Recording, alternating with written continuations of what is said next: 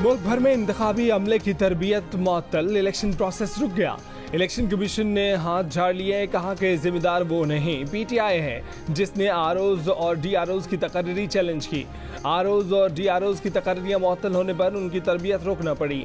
ये तरबियत election schedule से पहले होना जरूरी है ताकि शेड्यूल का ऐलान होते ही वो कागजात नामजदगी जारी कर सकें, वसूल कर सकें। इलेक्शन कमीशन 8 फरवरी को इलेक्शन करवाने के इंतजाम मुकम्मल कर चुका है। इलेक्शन नीलामी में कहा गया है कि चेयरमैन PTI के इल्जामात अवाम को गुमराह करने की नाकाम कोशिश है। कमीशन सूरत हाल का जायजा ले रहा है, जल्द अगला लाएअमल तय करेंगे। आइन के तहत इलेक्शन शेड्यूल का ऐलान 54 दिन पहले होना जरूरी है। लाहौर हाई कोर्ट कल रात गए PTI की दरखास्त पर इंतजामिया से इलेक्शन करवाने का नोटिफिकेशन मुअत्तल कर चुकी है। जस्टिस अली बाकर नजवी ने लार्जर बेंच के लिए मामला chief justice Lahore high court को भेजा, जो जुमेरात को इस्लामाबाद में थे। वो जुमे को मुमकिन तौर पर इस केस का जायजा लेंगे। इलेक्शन कमीशन ने लाहौर हाई कोर्ट के फैसले के खिलाफ सुप्रीम कोर्ट जाने की खबरों की तरदीद कर दी। ये खबरें बाज निजी TV चैनल्स पर नशर की गई थीं।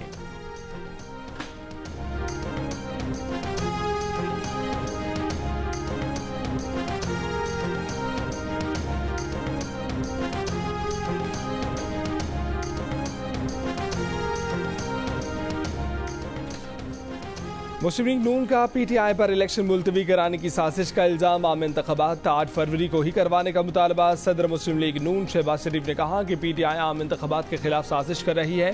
DROs के खिलाफ दरखास्तें इलेक्शन से फरार की मनसूबाबंदी है। रहनुमा पीपल्स पार्टी फैसल करीम गुंडी का भी इलेक्शन 8 फरवरी को करवाने का मुतालबा। MKM के रहनुमा फैसल सब्जवारी ने कहा कि 2018 के इंतखाबात में भी यही हुआ था, उस वक्त तहरीक इंसाफ ने आवाज़ नहीं उठाई। ANP के तर्जमान समर बिलोड ने कहा है कि तहरीक इंसाफ इंतखाबात से फरार चाहती है, ताखीरी हरबे इस्तेमाल कर रही है। इस्तेहकाम पाकिस्तान पार्टी के रहनुमा फयाजुल हसन चौहान ने PTI की दरखास्त को मुनाफिक करार दिया। BAP की जानिब से भी PTI की दरखास्त की मजम्मत। सदर BAP नवाबजादा खालिद मगजी ने कहा कि सियासी जमातें हों और इंतखाबात से डरें अजीब बात है।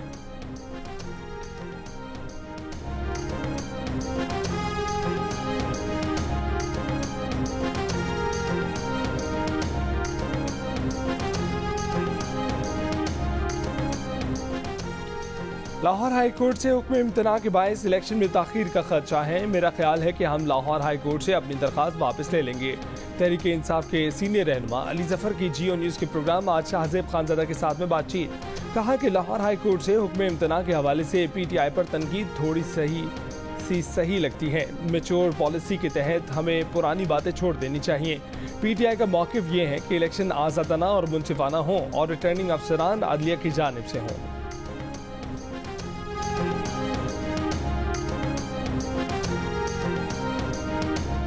आज आखिरी दिन था कि इलेक्शन एक्ट के मुताबिक शेड्यूल अगर अनाउंस होना था और अगर उसका बेरे मिनिमम शेड्यूल को भी रखना था टाइम फ्रेम, तो आज शेड्यूल आना चाहिए था। हमारा पहले दिन से ये मौक़िफ़ ज़रूर रहा है कि election free and fair and transparent हो, और ऐसे इलेक्शनों में किसी भी सूरत आप डिस्ट्रिक्ट कमिश्नर्स को पार्टी नहीं बना सकते कि वो आपके रिटर्निंग ऑफिसर हो। इस सिलसिले में जो पिटीशन फाइल हुई है और उसमें स्टे आया हुआ है, वो मैटर बहुत जल्द डिस्पोज ऑफ हो सकता है। भाई ये इस बात की कतन ग्राउंड नहीं है कि आप उस पर इलेक्शन डिले की तरफ ले जाएं।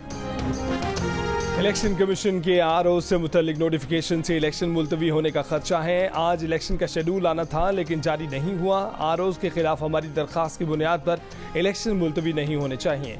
इलेक्शन कमीशन शेड्यूल जारी करें। PTI चेयरमैन गौहर खान कहते हैं कि डिस्ट्रिक्ट अफसरान को ROs नहीं बनाया जा सकता, इससे धांधली हो सकती है। जजों को रिटर्निंग अफसरान बनाया जाए जिससे इलेक्शन शफाफ हों। बैरिस्टर अली जफर ने कहा कि PTI की दरखास्त की बुनियाद पर इंतखाबात आगे नहीं बढ़ने चाहिए।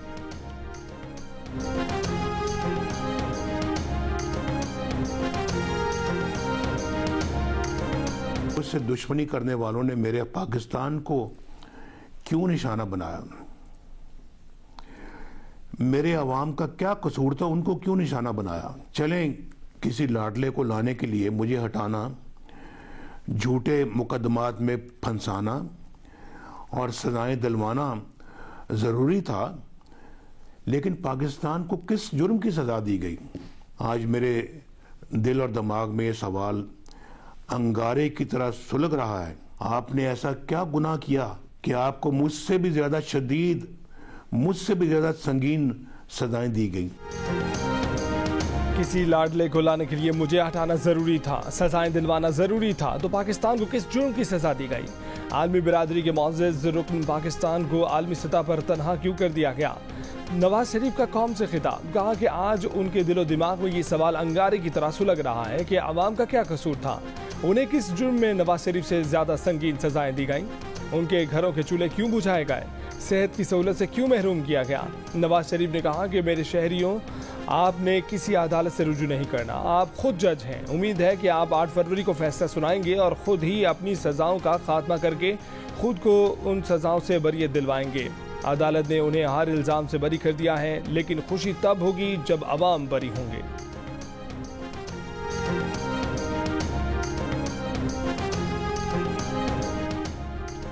जस्टिस शौकत अजीज सिद्दीकी बरतरफी केस में लेफ्टिनेंट जनरल रिटायर्ड फैज़ हमीद और दीगर अफराद को फरीक बनाने के लिए जुमे के दिन तक की मोहलत।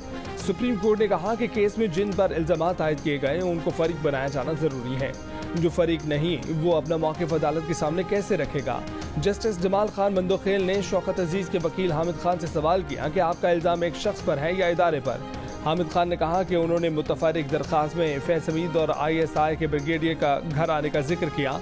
चीफ जस्टिस ने कहा कि जब आपका इल्जाम एक फर्द पर है तो उसे फरीक तो बनाएं।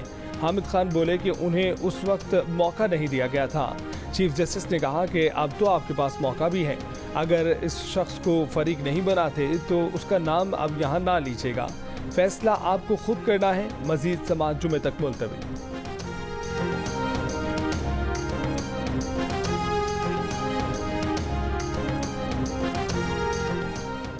शौकत अजीज सिद्दीकी ने सुप्रीम कोर्ट की हिदायत पर फरीकैन के नाम शामिल करके मुतफर्रिक दरख्वास्त सुप्रीम कोर्ट में जमा करा दी। शौकत अजीज सिद्दीकी ने दरख्वास्त में कहा कि जनरल रिटायर्ड कमर जावेद बाजवा और लेफ्टिनेंट जनरल रिटायर्ड फैज़ हमीद को फरीक बनाया जाए। शौकत अजीज सिद्दीकी की अपनी दरख्वास्त में ब्रिगेडियर रिटायर्ड इरफान रामे, ब्रिगेडियर रिटायर्ड फैसल मरवत, साबिक chief justice Islamabad high court Anwar कासी और साबिक registrar supreme court Arbab Arif को भी फरीक बनाने की इस्तदा की गई है।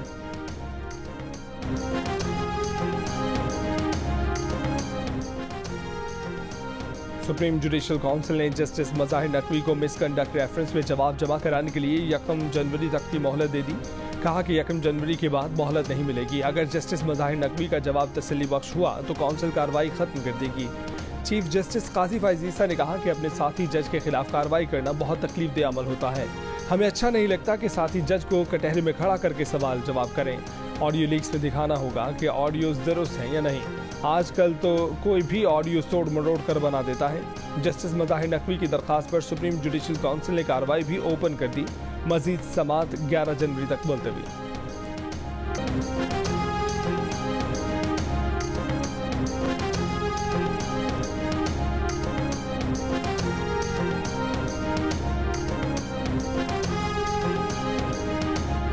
इस्लामाबाद की अदालत में गैर शरई निकाह केस की समाअत बुशरा बीबी की जानिब से वकील उस्मान रियाज ने वकालतनामा जमा करवा दिया। बानी PTI की जानिब से सलमान अकरम राजा और दरख्वास्त गुजार की जानिब से वकील राजा रजवान अब्बास अदालत में पेश। दरख्वास्त गुजार के वकील ने कहा कि केस में 4 गवाह हैं जिनके बयानात एक ही दिन में रिकॉर्ड करवा सकते हैं। मजीद समाअत 18 दिसंबर तक मुलतवी। गुज़िश्ता रोज अदालत ने कहा था कि गवाहान के बयानात की रोशनी में बानी PTI और बुशरा बीबी ने बादियो नज़र में जुर्म का इर्तिकाब किया। अदालत इस नतीजे पर पहुंची है कि ट्रायल के आगाज के लिए मुनासिब ग्राउंड मौजूद है। रावलपिंडी की अडयाला जेल में जारी तोशाखाना केस में बानी PTI का 2 रोज का जिस्मानी रिमांड मंजूर कर लिया गया। नैब ने बानी PTI के 7 रोज के जिस्मानी रिमांड की इस्तदा की थी। अदालत ने गुज़िश्ता रोज तोशाखाना केस में बानी PTI की दरख्वास्त जमानत कबल अज़ गिरफ्तारी खारिज की थी। दरख्वास्त जमानत कबल अज़ गिरफ्तारी खारिज होने पर बानी PTI की गिरफ्तारी डाल दी गई थी। बानी PTI को 16 दिसंबर को दोबारा अदालत में पेश किया जाएगा। सारा इनाम कत्ल केस में मुलजिम शाहनवाज मुजरिम करार, सजाए मौत सुना दी गई। अदालत का 10 लाख रुपए जुर्माना भी अदा करने का हुक्म। शाहनवाज की वालिदा समीना शाह को सबूत ना होने की वजह से बरी कर दिया गया। सारा के वालिद का शाहनवाज को मिलने वाली सजा पर इजहार इत्मीनान, कहा कि समीना शाह को भी सजा मिलनी चाहिए थी। शक है कि सारा को कत्ल करने में समीना शाह ने बेटे की मदद की। इस बारे में वकील से मशवरा करेंगे। 23 सितंबर 2022 को शाहनवाज अमीर ने चक शहजाद के फार्म हाउस में अपनी बीवी सारा इनाम को जिम में इस्तेमाल होने वाले डंबल के बार से कत्ल कर दिया था। केस में शाहनवाज अमीर और उसकी वालिदा समीना शाह पर 5 दिसंबर 2022 को फर्द जुर्म आयद हुई थी। केस की समाअत 1 साल से ज़ायद वक्त तक जारी रही।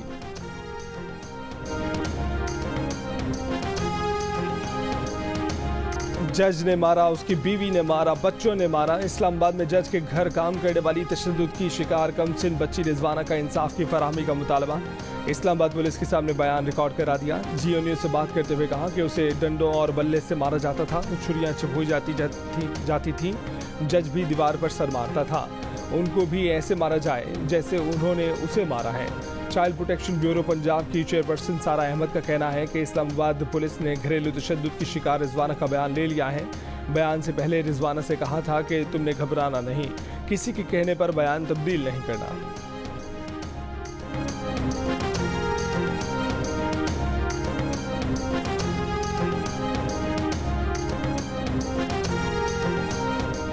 कश्मीर के लिए 300 मरतबा जंग करने के लिए तैयार है। निगरां वज़ीर आज़म पाकिस्तान अनवारुल हक काकड़ का आज़ाद जम्मू कश्मीर असेंबली से खिताब। कहा कि 3 दिन कबल भारतीय सुप्रीम कोर्ट ने मसला कश्मीर पर गैर कानूनी और गैर आईनी इकदाम किया। कश्मीरियों पर भारतीय बर्बरियत जारी है। कश्मीरी मुजाहिदीन ने जो कुर्बानियां दी, हम उसका कर्ज नहीं उतार सकते।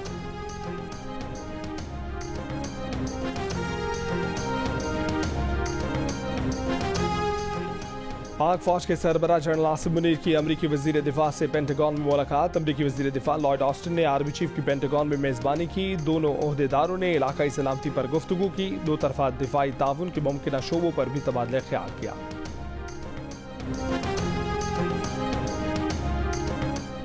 तर्जुमान दफ्तर खासा का कहना है कि अफगान सरजमीन पाकिस्तान के खिलाफ इस्तेमाल हो रही है।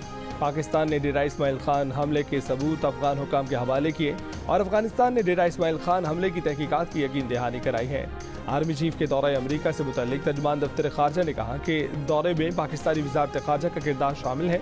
दफ्तर खारजा ने दौरे की तैयारी के लिए ISPR और दिफाई हुकाम से मिलकर मुशावरत की। तर्जुमान का मजीद कहना था कि भारतीय सुप्रीम कोर्ट का फैसला मोदी हुकूमत की मकबूजा कश्मीर में गैर कानूनी इक़दाम की तस्दीक है। बलूचिस्तान के निगरान वज़ीर इत्तला जाना चिकसई का अफगानिस्तान में फ़ज़ाई कार्रवाई के लिए अमरीका को बेसिस देने से मुतल्लिक तजवीज़ पर सवाल का जवाब देने से गुरेज। कोयटा में मीडिया ब्रीफिंग के दौरान सहाफ़ी ने सवाल किया कि अफगानिस्तान में दहशतगर्दों के ठिकानों को निशाना बनाने के लिए अमरीका को ड्रोन बेसिस की फराहमी से मुतल्लिक उनका बयान सामने आया है। इस पर निगरान सूबाई वज़ीर ने तबसरे से गुरेज करते हुए कहा कि नो कमेंट्स।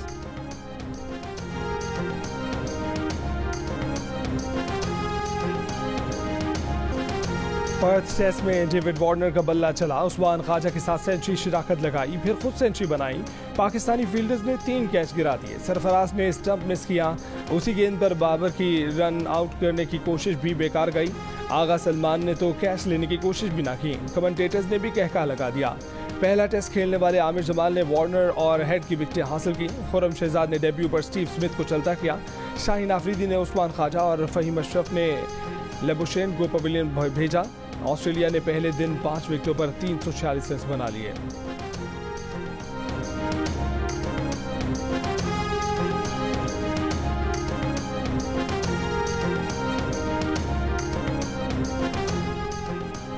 ऑस्ट्रेलियाई क्रिकेटर उस्मान ख्वाजा ने जूते पर फलस्तीन के हक में नारा लिखने की इजाजत न मिलने पर जूते पर टेप लगाया और बाजू पर स्याह पट्टी बांधकर पर्थ टेस्ट में अपना एहतजाज रिकॉर्ड करा दिया।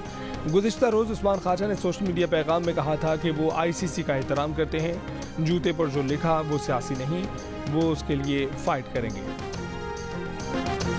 बाबर आजम की टेस्ट मैचों की नेक्स्ट सेंचुरी। कप्तान शान मसूद ने बाबर आजम को सुवेनियर और कैप दी। कहा कि आपने पाकिस्तान की बैटिंग को बदल दिया, साबित किया कि हमारा बैटर वर्ल्ड क्लास में आ सकता है। अभी ये शुरुआत है, हम आपको 100वां टेस्ट मैच खेलते हुए देखना चाहेंगे।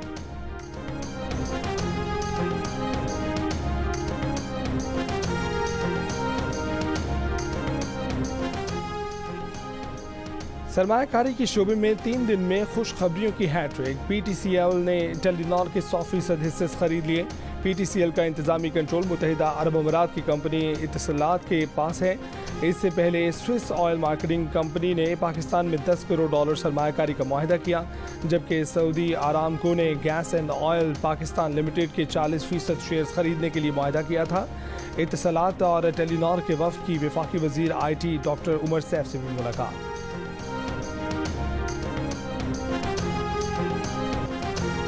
इसराइल की जानिब से निहत्ते फ़लस्तीनियों का कत्लेआम जारी। शिमाली गजा खान यूनस और रफा में बमबारी करके मजीद 179 फ़लस्तीनियों को शहीद कर दिया गया। इसराइली फ़ौज का बेघर फ़लस्तीनियों को एक बार फिर शिमाली गजा और खान यूनस से निकलने का हुक्म। फ़लस्तीनी मज़ाहमतकारों की शदीद मज़ाहमत। शिमाली गजा और खान यूनस में मुतादिद इसराइली टैंक तबाह। इसराइली फ़ौजी गाड़ियाँ छोड़कर फरार हो गए। हिज़्बुल्लाह के भी इसराइली इलाकों में हमले। इसराइली फ़ौज के मवासिलाती निज़ाम जासूसी और निगरानी के आलात को निशाना बनाया। इसराइली फ़ौज का मगरबी किनारे के शहर जनीन का मुसलसल तीसरे रोज़ मुहासरा। इसराइली फ़ौज के हमलों में शहीद फ़लस्तीनियों की तादाद 11 हो गई। बरतानिया ने फ़लस्तीनियों के खिलाफ तशद्दुद में मुलव्विस इंतहा पसंद आबादकारों पर सफरी पाबंदियाँ लगा दी।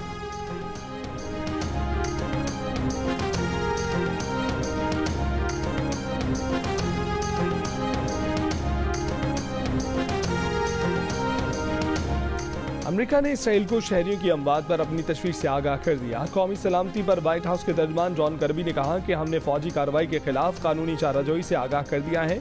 इसराइल मासूम जानों का नुकसान कम करना चाहता है, ऐसा अमली तौर पर भी नजर आना चाहिए। इससे पहले अमरीकी सदर बाइडन ने भी खबरदार किया था कि गजा पर अंधाधुंध बमबारी से इसराइल आलमी हिमायत खो रहा है। इसराइली वज़ीर आज़म नेतन्याहू ने कहा कि इसराइल बैनुल-अक़वामी हिमायत के साथ या उसके बगैर गजा में अपनी फौजी कार्रवाइयाँ जारी रखेगा।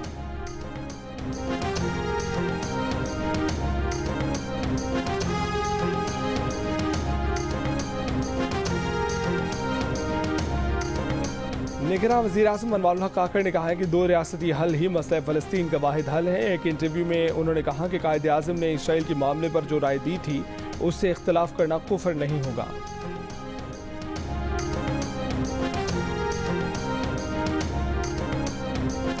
तहरीक इंसाफ के सीनियर नायब सदर शेर अफजल मरवत को लाहौर हाई कोर्ट के बाहर से 3 MPO के तहत हिरासत में ले लिया गया। शेर अफजल मरवत की नज़रबंदी का नोटिफिकेशन जारी। पुलिस ने शेर अफजल मरवत को 3 MPO के तहत कोट लखपत जेल लाहौर मुंतकिल कर दिया।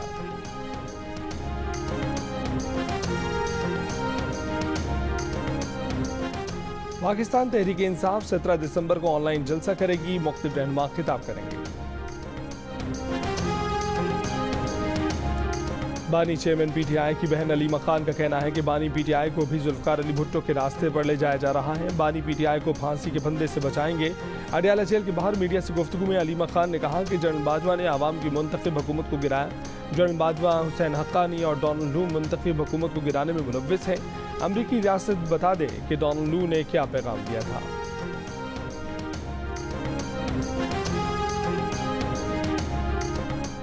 मुजफ्फरगढ़ में अगवा होने वाली तीसरी बच्ची का अब तक पता नहीं चल सका। पुलिस का कहना है कि गिरफ्तार मुलजिम तबीयत की खराबी का ड्रामा कर रहा है। 3 साल के अब्दुल्ला की वाकयात और कपड़ों के नमूने DNA टेस्ट के लिए भेज दिए गए। 8 दिसंबर को 2 भाइयों और एक बहन समेत 3 बच्चों को उनके रिश्तेदार ने अगवा किया था। मुलजिम ने उसी रोज 3 साल के अब्दुल्ला को खेत में कत्ल कर दिया। 11 दिसंबर को 7 साल के बच्चे अली हसन को बाजियाब करा लिया गया था।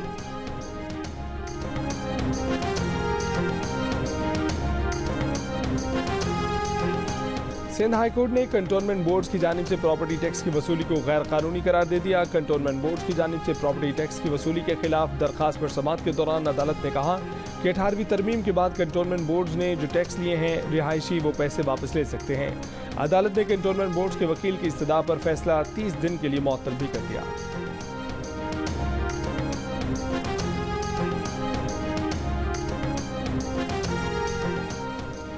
प्राइवेसी का हक आज़ादी इजहार राय की तरह मुक़द्दस है।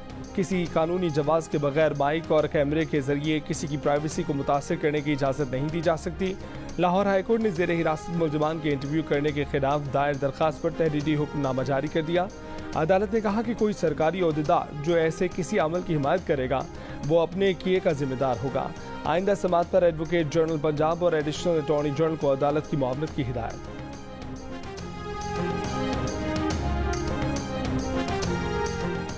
निगरान वज़ीर आला पंजाब मोहसिन नकवी से फिलीपींस के सफ़ीर की मुलाकात। नर्सिंग, फार्मास्यूटिकल और मेडिकल के शोबों में ताउन के फ़रोग़ पर तबादला ख्याल।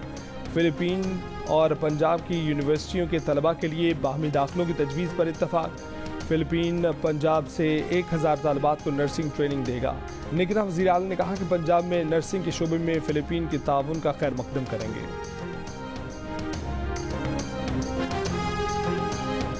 गवर्नर सिंध कामरान टिस्सोरी का ईरान में Khorasan Razavi chamber of commerce industries mines and agriculture का दौरा। गवर्नर ने चैम्बर के अरकान को कराची में सरमायाकारी की दावत दी। कहा कि तवानाई, सेहत, ज़राअत और दीगर शोबों में ईरानी सरमायाकारों को हर मुमकिन सहूलत फराहम की जाएगी। गवर्नर सिंध ने इमाम अली रज़ा के मज़ार पर भी हाजिरी दी।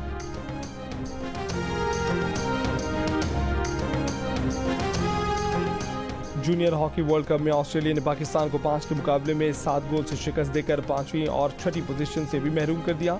हाफ टाइम के बाद ऑस्ट्रेलिया ने आखिरी 2 क्वार्टर में 5 गोल किए।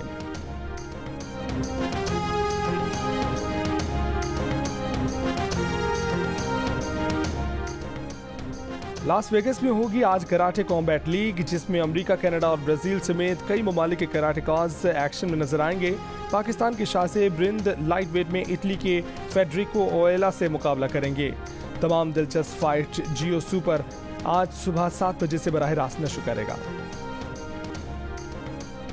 कराची में 18वीं आलमी कुतुब मेले का आगाज एक्सपो सेंटर में हो गया। 5 रोजा कुतुब मेले में किताबों के 330 स्टॉल्स लगाए गए हैं। इफ्तिताही तकरीब से खिताब में निगरान वज़ीर आला सिंध जस्टिस रिटायर्ड मकबूल बाक़िर ने कहा कि किसी मुआशरे की तकमील और तरक्की के लिए किताब की अहमियत कलीदी हैसियत रखती है। और जर्मनी की व्लॉगर लारा ने भी दिल का रिश्ता ऐप के जरिए अपना हमसफर चुन लिया। लारा ने पाकिस्तान आकर दिल का रिश्ता ऐप पर प्रोफाइल बनाया और पाकिस्तान के सॉफ्टवेयर इंजीनियर फहद का इंतखाब कर लिया। अब लारा और फहद दोनों मिलकर पाकिस्तान की इमेज को बेहतर करने का इरादा रखते हैं।